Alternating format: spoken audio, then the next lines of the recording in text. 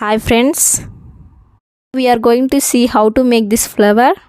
For this we need 6 square ribbon pieces.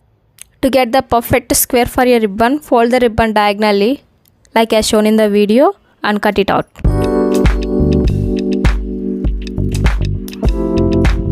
To secure the cut edges, give a heat touch up.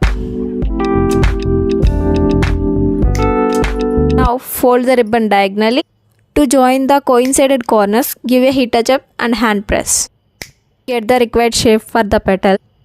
Give a respective folds as shown in the video.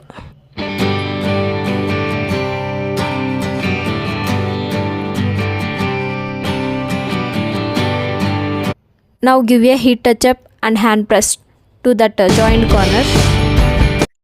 Do the same for other petals like this. Now it's time to join the petals.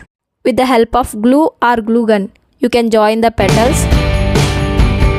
As per your wish, you can use these flowers for headbands, baby dresses, alligator clips, etc. Beautiful flower is ready. Thanks for watching.